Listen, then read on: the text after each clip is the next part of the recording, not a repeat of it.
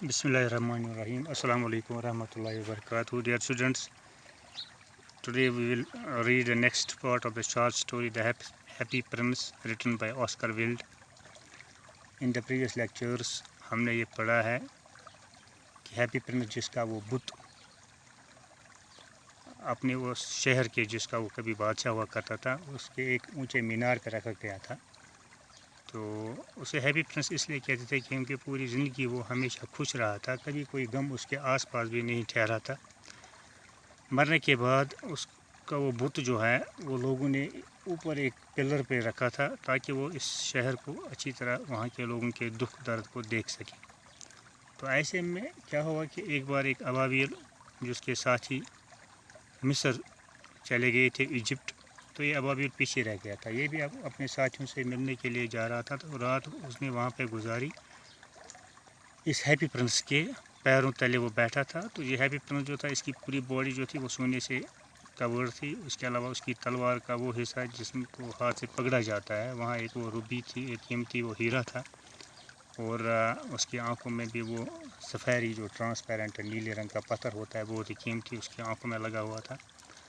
तो उसके बाद जब अबाबिल जो था वो बैठा ही था, तो वहाँ कुछ पानी के कतरे टपके थे उस पर पड़े थे। तो लास्ट में उसको पता चलता है कि ये आंसू होते हैं हैप्पी प्रिंस के, जो इसकी चीख से टपक के नीचे अबाबिल पे पड़ रहे थे। तो लास्ट पे हमने ये देखा कि फिर हैप्पी प्रिंस ने काफ़ी ज़्यादा इसरार किया इस अबाबिल को कि कुछ दिन वो उसके साथ ठहरे और उसके कुछ काम अंजाम दे। तो पहला काम उसने उसको ये बोला था कि एक दर्जन है, यानी कि कपड़े सीने वाली एक औरत है जो बहुत गरीब है, जिसका एक बच्चा बीमार होता है, उसको बहुत ज़्यादा बुखार होता है और बुखार की वजह से वो बच्चा तड़प रहा होता है और वो माँ से संगतरे मांगता है, लेकिन माँ के पास पैसे नहीं होते हैं कि वो उसको दे सके।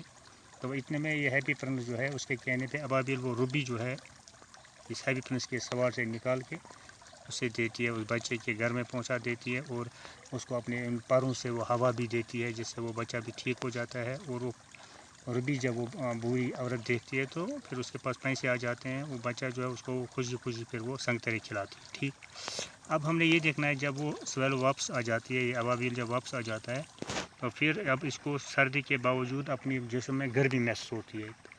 तो फिर हैप्पी प्रिंस उसे यही कहता है कि जो आपने अच्छा काम किया है, इससे आपके अंदर एक सेटिस्फेक्शन पैदा हो गई, तो जिससे आपको पूरे बदन में गर्मी महसूस हो रही है।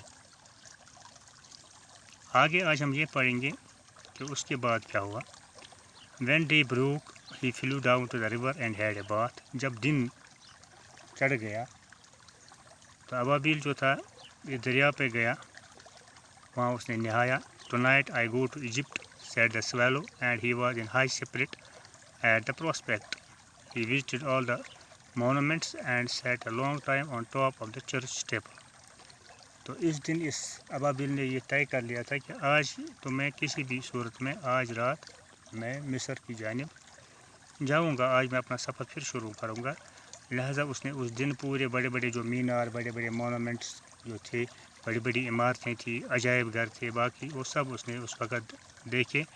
और इस चर्च के ऊपर जो वो पिलर सा होता है, तो जिसमें वो स्लेब सी लगी हुई होती है, वहाँ वो बैठा और पूरा नज़ारा उसने देखा।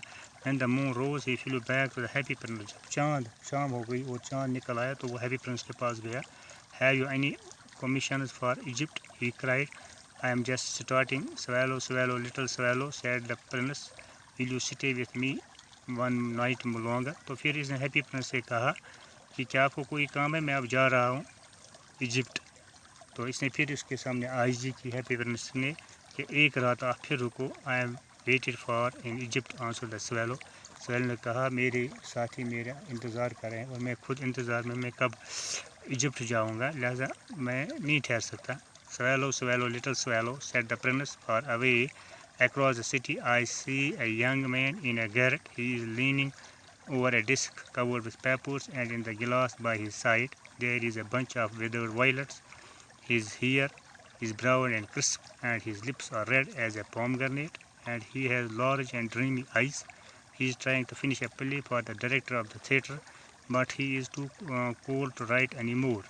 तो प्रिंस ने कहा एक बहुत ही जवान आदमी है जो अपने कमरे में बैठा है, उसके हाथ में पेन है और टेबल के ऊपर वो रखा हुआ है, لیکن سردی کی وجہ سے اس کے ہاتھ کانپ رہے ہیں، اس کے ہونٹ انار کی طرح سرخ ہیں اور اس کی آنکھیں جو ہیں large and dreamy eyes, he is trying to, کیونکہ اس کی آنکھیں جو ہیں وہ بہت ہی موٹی موٹی آنکھوں والا ہے، وہ کوشش کرتا ہے اسے ایک ڈرامہ لکھنا ہے اس کو مکمل کرنے کی، تاکہ وہ تھیٹر کے ڈائریکٹر کو وہ دے سکے تو وہ اسے اس میں کچھ پیسے دے، but he is too cold to write any more, مگر اس کے ہاتھ کو اتنی سردی لگی ہے کہ وہ لکھ نہیں پا رہا ہے. دیر از نو فائر ان دا گیرٹ، کیونکہ وہاں جو وہ بیٹھا تھا اس چولہے میں اس کے بالکل آگ نہیں ہے. اینڈ ہنگر ہیز میڈ ہم فینٹ، اور بھوک کی وجہ سے وہ نڈال ہو چکا ہے، کمزور ہو چکا ہے. I will wait with you one night longer said the swallow who really had a good heart.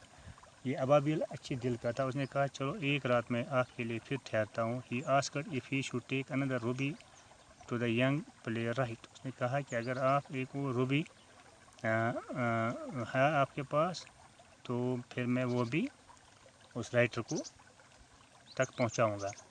Alas, I have no ruby now. Happy prince نے ایک آہ بھری، اس نے کہا اب تو میرے پاس کوئی روبی نہیں ہے. My eyes are all that I have left. اب میری آنکھیں ہی رہ گئی ہیں. They are made of rare sapphires. یہ تو وہ نایاب پتھروں کہ ان ہیروں کی بنی ہوئی ہیں. Which we were brought out of India 1000 years ago. جو کہ میرے لیے 1000 سال پہلے ہندوستان سے لائے گئے تھے. He ordered the swallow to pluck out one of them. اس نے اس ابابیل سے کو حکم دیا کہ آپ میری آنکھوں سے ایک نکال لیجیے. And take it to the play writer, پھر اس ڈرامے لکھنے والے کو وہ دے. He will sell it to the jeweller, وہ جیولر کو یہ سونار کو یا وہ جیولری بنانے والے جو ہوتے ہیں تو ان کو وہ بیچ دے گا. اینڈ بائی فائر ووڈ، جسے وہ جلانے کی لکڑی خریدے گا. اینڈ فنش ہز پلے، اور اپنا ڈرامہ ختم کرے گا. He said dear prince said swallow I cannot do that and he began to weep. تو ابابیل نے کہا میرے شہزادے میں ایسا نہیں کر سکتا. اس کی آنکھوں میں آنسو آ گئے. Swallow swallow little swallow said the prince do as I command you. اس نے کہا ابابیل اچھے ابابیل آپ وہی کرو جو میں آپ کو کہتا ہوں. So the swallow plucked out the princess eye. پھر ابابیل نے ایک آنکھ اس کی نکالی. And flew away to the young man's garret. پھر وہاں پہنچ گیا اس کباڑے میں جہاں وہ بیٹھا تھا یہ writer. It was easy enough to get in, بالکل آسانی سے وہ اندر گیا. And there was a hole in the roof, چھت سے ایک سوراخ تھا، وہاں سے وہ گیا. Through this he darted and came into the room, وہاں سے اس کی نظر پڑی کہ وہاں کہاں بیٹھا ہے اور اس کمرے میں آ گیا. The young man had his head buried in his hands.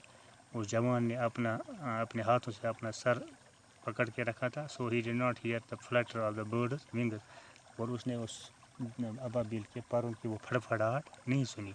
And when he looked up, جب اس نے دیکھا، he found the beautiful sapphire lying on the withered violets. اس نے دیکھا وہاں پہ جو اس کے وہ باکسز تھے، اس پہ اس نے دیکھا کہ بہت ہی خوبصورت نایاب قسم کا یہ ہیرا پڑا تھا. I am beginning to be appreciated he cried. اس نے خوشی سے چلایا اب مجھے پذیرائی ملے گی، تعریف مجھے ہوگی، میری ہوگی اس ڈرامے کی وجہ سے. اب میں اس کو لکھوں گا. This is from some great admirer now can finish my play. And he looked quite happy. تو یہ میرے لیے بہت ہی بڑا تحفہ کسی نے مجھے دیا ہے، جس نے بھی دیا ہے وہ میرا بہت بڑا فین ہے. تو اب میں آرام سے خوشی خوشی اس ڈرامے کو لکھ سکوں گا، کمپلیٹ کر سکوں گا. The next day the swallow flew down to the harbour. اگلے دن صبح وہ ساحل پہ گیا. He sat on the mast of a large vessel and watched the sailors working. وہاں بہت بڑا ایک جہاز تھا، اس کے اوپر وہ بیٹھ گیا اور وہ تیرنے والے سیاحوں کا نظارہ دیکھنے لگا.